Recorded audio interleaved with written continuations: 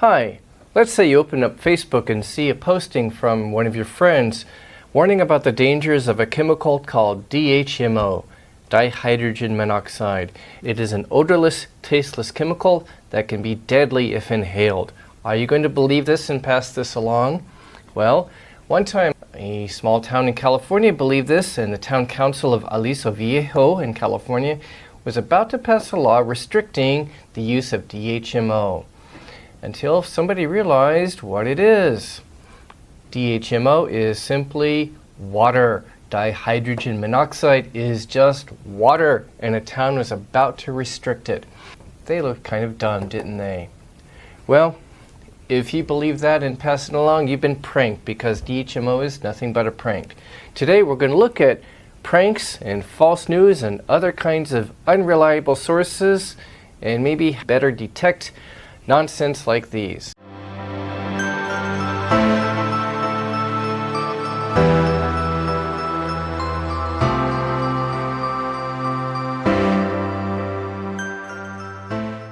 Okay, so today we're looking at unreliable sources, which is kind of a special subset of those popular or general sources.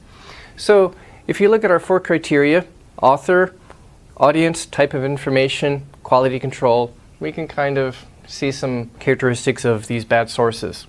The authors are completely unqualified to be writing about the content, about the topics, and they might even use some fake or non-relevant credentials. The audience is basically anybody, a very general audience, and unfortunately less educated people who are more likely to be deceived by these kinds of tricks. The type of information is often subjective, biased, or even falsified, maybe even completely made up or partly falsified. The quality control is generally lacking. At least there is no quality control to check for factuality. It might be very cheap quality production, or it might be, if there is quality control, it is solely concerned with visual appeal, appearance, the mass marketing appeal of the content. So, some examples: scams, more malignant hoaxes and benign hoaxes, humor sites, and propaganda. Okay, so first there are scams and malignant hoaxes. Sites promoting false products, false content, fake news, for example. Most notorious are conspiracy theory websites and channels where the information is grossly distorted and falsified or outright made up. The most notorious example is the InfoWars website, which promotes totally false and crazy conspiracy theories with information that is completely made up. Or there are anti-vaxxer websites that are trying to scare you and make you think that vaccines cause autism and you shouldn't vaccinate your children. It is based on false research, false information, or information that is grossly distorted by people who do not know science and medicine and health. Then there are more benign hoaxes. These are more so for jokes, for fun. The DHMO websites that I mentioned. There are websites that are jokingly pro-DHMO and jokingly against DHMO, trying to warn you of the dangers of this potentially deadly substance. It's all cute, tongue-in-cheek, for example. Then there are humor, parody, satire websites, the most famous probably being The Onion. It is completely fake news, and it's for humor and entertainment purposes. The headlines are often exaggerated and crazy, but sometimes people have been fooled by these. Most notably, in 2012, The Onion carried an article stating that among rural white American voters, the president of Iran, Ahmadinejad, was more popular among these white voters than Obama. Well, the Fars news agency of Iran picked up the story and reprinted it as if it were true. They thought that Obama was really less popular in America than the Iranian president. Also in 2012, an Onion article stated that Korean dictator Kim Jong-un was selected by People magazine as the sexiest man alive. The China People's Daily News Service picked this up and ran it as a real story. But most people in North America who've heard of The Onion know it is an entertainment and humor website. It should never be taken seriously. Then we have more biased news sources. So we have more professional news sources like Wall Street Journal that may tend to lean conservative, New York Times, which tends to lean liberal, Reputable European newspapers also tend to lean conservative or liberal. But these are all reputable news sources because, in spite of their left or right leanings, they do serious journalism. They are reputable sources of information. They do investigative journalism and professional analysis by professionals. So these are professional news sources that can be cited easily in college papers. On the other hand, you've got biased news sources, for example, in more political news sources like Fox on the right and maybe minor alternative news sources on the left. They are clearly biased. Their coverage of information is superficial and often through a very biased lens. They are trying to cater to very conservative viewers or very liberal viewers and readers. As you look at the contents, the headlines and the contents are not objective. They are trying to persuade you to a particular point of view. Thus, these are not good sources. Then a more extreme example of outright propaganda would be fake news websites like Breitbart. Breitbart is infamous. It is very pro-Trump. It is nationalist, white supremacist, racist. It is ultra conservative.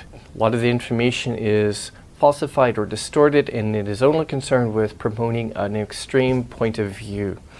And you should not really cite these unless you want to cite examples of propaganda sources for your paper. So, how can you tell if something is a fake site? The authors, the producers of the content are not qualified, or they have credentials that are fake or not even relevant. For example, creationist websites might have somebody who has a PhD, but their PhD is in something like education and not in any kind of science field. Fake credentials or affiliation. There's a famous hoax website called the Northwest Pacific Tree Octopus. It's a cute hoax. It's for fun. Some people have actually been fooled by this, but it's just a cute hoax. If you scroll down to the bottom of the page, you'll see some questionable affiliations. A non-existent university and some nature group you've never heard of because they probably don't exist. And also the production quality of the site is kind of cheap quality. That may be another giveaway. The production quality is not good. If you look at the other contents of a website, you see that most of the contents are probably biased or not very good quality. You can ask yourself, is the information really believable or is it fallacious? Is it based on logical falsehoods, logical problems? False patterns, for example. Human minds are really good at finding patterns, but sometimes good at finding patterns that don't exist. And so conspiracy websites rely on this. You look at a bunch of information like all that has been happening in current geopolitical news and current events around the world and all the economic and political data points you've got.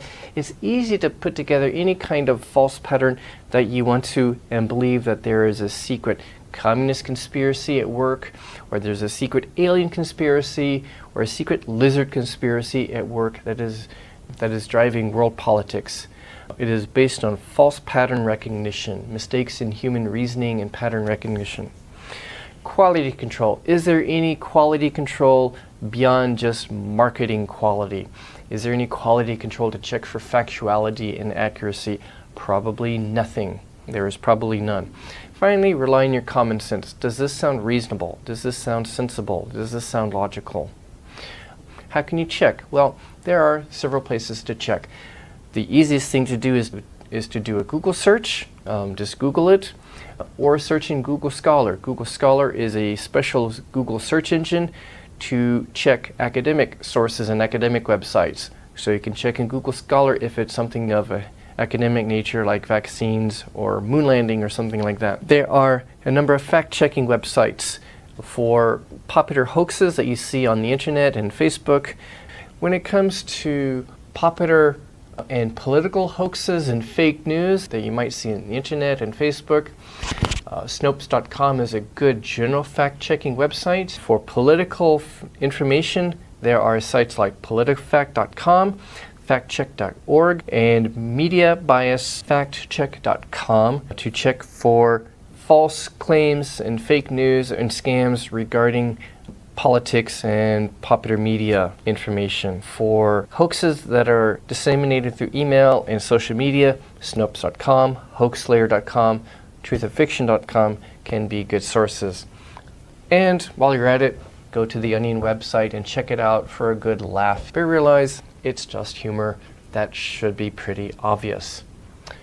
Next time, we'll look more at science and health news that we hear on the internet and in popular media and whether those are believable. Thank you for joining me, and see you next time.